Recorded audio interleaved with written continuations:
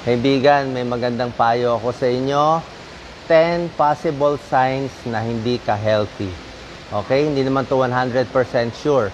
Pero kung meron kayo nitong 10 warning signs, dapat naka-alerto tayo. Titingnan natin kung may sakit ba o wala. Lalo na po kung kayo ay lampas 40 years old, lampas 50 years old, siyempre mas may edad. Pag may ganitong 10 sintomas, mag-iingat tayo.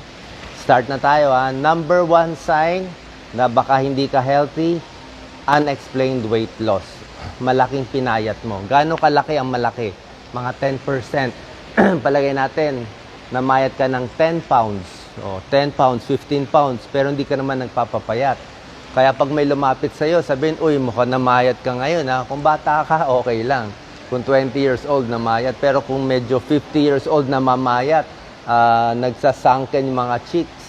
Minsan kasi, yung mga kaibigan or yung mga kasama sa bahay, hindi nila alam na mamayat na yung tatay-nanay nila. Kasi lagi nila kasama. Kala nila normal lang yan, normal. Pero pag iba ang tumingin, namayat. Bakit tayo natatakot sa 10 pounds na mayat basta-basta? Takot tayo sa cancer. Maraming cancer talaga, walang sintomas, namayat lang yung pasyente. Dahil sinisira ng cancer, kinukuha yung sustansya ng katawan, papayat na papayat hanggang lumala. Ibang cause ng biglang pagpapapayat bukod sa cancer, pwedeng overactive thyroid, baka hyperthyroid siya. Baka depressed siya. Baka may diabetes na hindi nakokontrol, uncontrolled. Pwedeng may liver disease o baka may problema sa tiyan, hindi maka-absorb masyado ng mga pagkain. Okay? So, pag thyroid naman ang problema, bukod sa namamayat, pinapawisan, restless, laging naiinitan. Yan unexplained weight loss. Number 2 sign na hindi healthy, may lagnat. Kahit sabihin mo, pasinat-sinat lang, mababang lagnat o mataas na lagnat, dapat walang lagnat. Kung mababa yung lagnat, lalo na sa hapon, pwedeng tuberculosis yun. More than 37.6 degrees, lagnat na yun. Baka may TB. At yung mga mabababang lagnat, pwede rin cancer, tulad ng lymphoma, leukemia, low-grade fever din yon. Pag mataas naman yung lagnat, pwedeng may urinary tract infection, pwedeng may viral infection, pwedeng tonsillitis, madali lang gamutin, pero pwede ring pulmonya, pwedeng meningitis, pwede ring endocarditis, isang infection sa puso. So pag may lagnat, hahanapin yung cause ng lagnat. Pag sa may edad, 4 days fever, pang 5 araw, kailangan magpa-check up na. Hanggang 3-4 na araw lang dapat ang trangkaso. Okay? Pag sa bata naman, let's say 2 years old pa lang, pababa, may lagnat, 2 araw pa lang may lagnat, pa-check up nyo na. Kasi sa mga babies, dapat mas alerto tayo. Okay? Number 3 sign na hindi ka healthy, hirap huminga palagi. Okay? Merong nahihirapan huminga, parang hinahabol mo yung hininga mo, pwede dahil mataba ka lang, pwede nagkakaedad, kulang sa kondisyon, kulang sa exercise, o umakyat ka sa mataas na lugar, mababa yung oxygen. Pero meron namang nahihirapan huminga na may problema na sa puso. Diba? Pag nahina ang puso, may heart failure, hindi rin makahinga. Pag may sira ang baga, okay? Bronchitis, emphysema, sa kakasigarilyo, may hika, may pulmonya, meron pa nga pulmonary embolism. May pulmonary embolism mula yun sa mga varicose, malalaking ugat sa paa, nagba-blood clot sa lungs, delikado yung pulmonary embolism. Hindi makahinga, nakamamatay. So lung or heart problem, hahanapin natin yan. Papa-x-ray, papa-2D echo, kung laging hirap huminga ang mga magulang natin, mga may edad. Kahit 40, 50, papacheck mo na. Panic attack. Kung nagpapanik ka, kala mo mamatay ka na dahil nagpapanik attack ka, hinahapo din yun. Okay? Number 4 sign na posible hindi ka healthy, laging masakit ang tiyan. Kung paminsan-minsan lang sumasakit ang tiyan, baka gutom lang yun, di ba? Pero yung masakit na, let's say sa bandang kanan, tapos tumutugon sa likod, pwedeng gallbladder stone. Diba? Bato sa abdo, maraming may gallbladder stone, lalo na sa kababaihan. Diba? May kodigo kami. Fat, 40 years old, female, flatulent, lagi mahangin, pwedeng gallbladder stone. Pag ang sakit naman sa may gitna ng tiyan, tapos bababa sa may kanang bahagi ng tiyan, appendicitis po yun.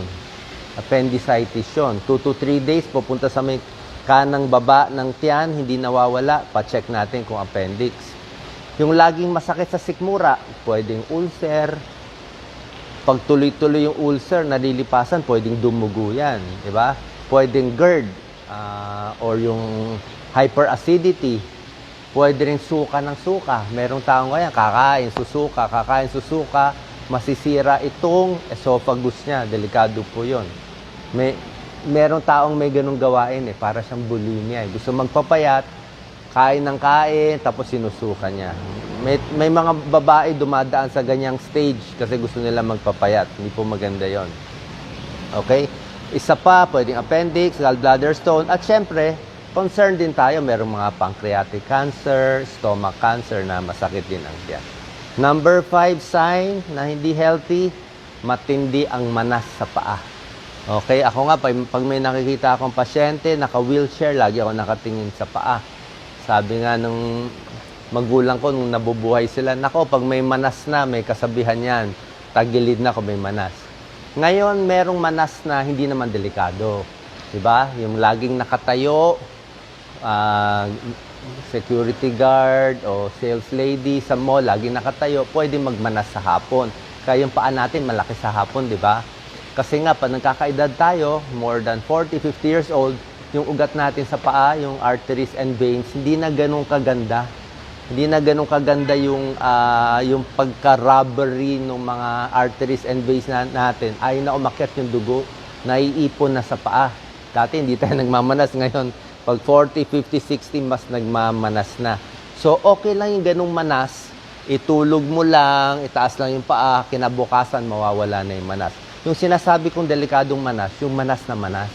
Yung pag diniin mo talaga nakalubog, parang hindi na umaangat ulit. Yung matinding manas, may mga 5 liters yan eh. Yung manas hanggang sa bukong-bukong, sa ankle, at least 5 liters of water yan na kailangan ialis sa katawan. So bakit nang mamanas? 3 dahilan. Heart failure, mahina ang puso. May high blood, may sakit sa puso, inatake sa puso, umina yung puso, heart failure. Second, may liver problem. Alcoholic, lakas uminom ng alak na sira na yung atay. Pangatlo, kidney failure. Hindi na gaano umiihi, nag-iipon ng tubig sa katawan. Pag kidney failure, ang manas, hindi lang paa, pati yung muka, maga yung muka. So, pag matindi ang manas, pa-check tayo sa isang family medicine, internal medicine doctor, baka heart failure, liver failure, or kidney failure. Pero kung konting manas lang, baka dependent edema lang, yung kakatayo. O, katulad ngayon, lagi tayo nakatayo. Number 6 na sign na ayaw natin, yung laging pagod na pagod. Nakatulog na siya ng 8 oras, pagod pa rin palagi. O, bakit sobrang pagod? Pwedeng may hypothyroid, pwedeng maraming toxin sa katawan, baka pangit ang dieta niya, o kulang sa nutrisyon, baka anemic, laging pagod, di ba? Daming may anemic dyan, lalo na sa babae, malakas reglahin, nagiging anemic. Pwedeng may cancer din, yung laging pagod. Pwedeng diabetes na hindi controlled. Bata man may diabetes, type 1 diabetes, nangihina din. Type 2 diabetes sa matanda, nangihina din. Any chronic illness, nakakapagod. O sobrang stress. Number 7 sign, babantayan natin, dark yellow urine. Masyado ano bang dark yellow? Parang ganito, Doc Lisa, lapit tayo. Parang ganito yan, no? Dapat green, yan, no? Pag ganyan pag ganyan naka dark yellow, ano, kinuha ko isang halaman. So, pag very dark yellow na, medyo may pagka-greenish pa yung ihi, kidney failure po yon. Hindi po magandang sign yun. Kasi ang kulay ng ihi, dyan mo malalaman kung healthy o hindi yung tao. Okay? Pag masyadong madilaw, umiinom pa rin ng tubig, umiinom na nga ng tubig, madilaw pa rin, baka may UTI, may infection. Pag ang ihi nyo masyadong mabula, parang iced tea.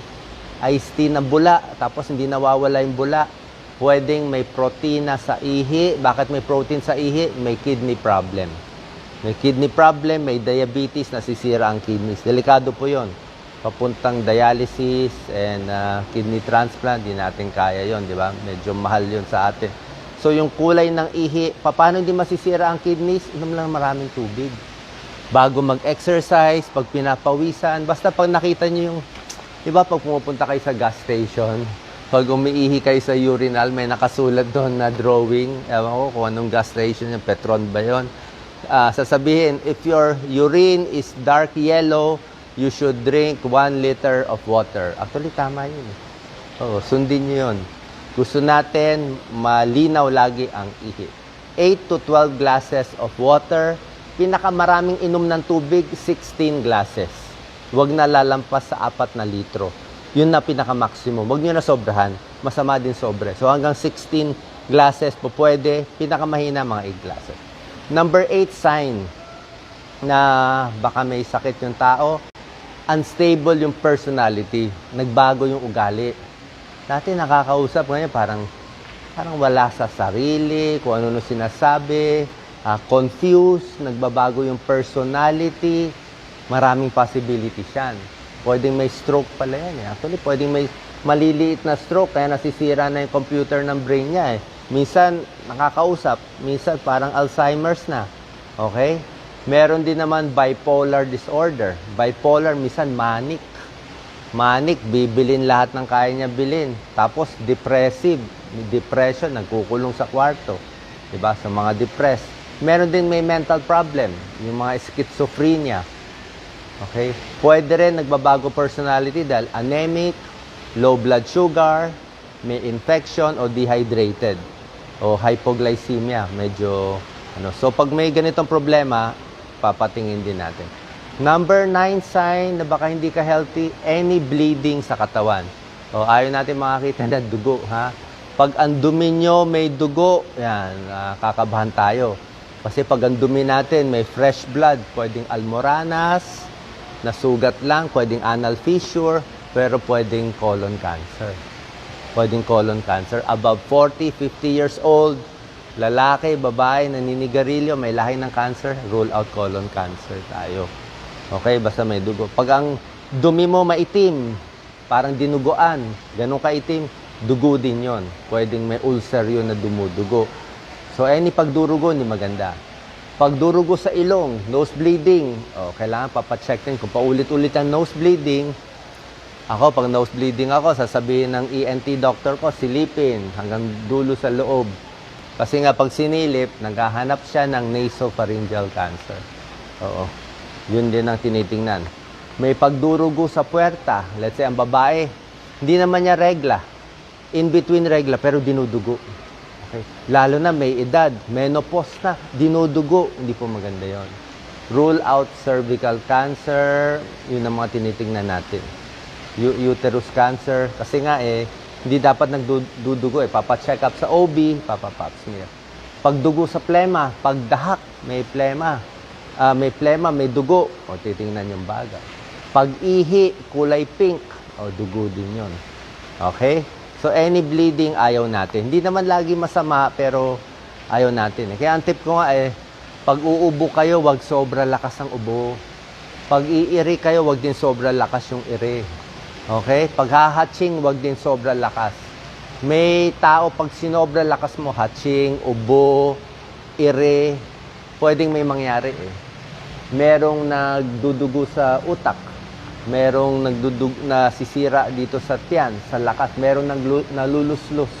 Diba? Huwag yung bigla na sudden. Baka mapunit Pwede mapunit yung katawan natin, lalo na pag nagkakaedad na. Hindi na ganun kalakas. Number 10.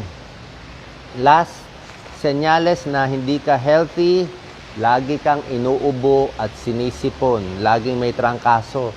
Every month, laging nagkakasakit. So, bakit siya tinatamaan lahat ng bakterya, lahat ng virus, ang bilis tamaan? Ibig sabihin, mahina ang immune system niya.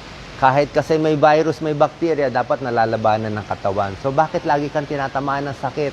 Ano meron sa katawan mo? Sobra ka bang stress? Meron bang mental problem? O baka merong tinatagong sakit? Baka may bukol na dyan tumutubo, kaya humihina. Baka may diabetes, hindi nagagamot. Baka kulang ka sa mga vitamins, kulang ka sa vitamin C, vitamin D, kulang ka sa potassium, baka may kulang sa'yo. So, ipapacheck sa doktor at iinom rin ng mga multivitamins. So, sana po nakatulong to. 10 possible warning signs na hindi tayo healthy. At least, hopefully, meron tayong matulungan, meron tayong maligtas na buhay sa topic natin ngayon. God bless po.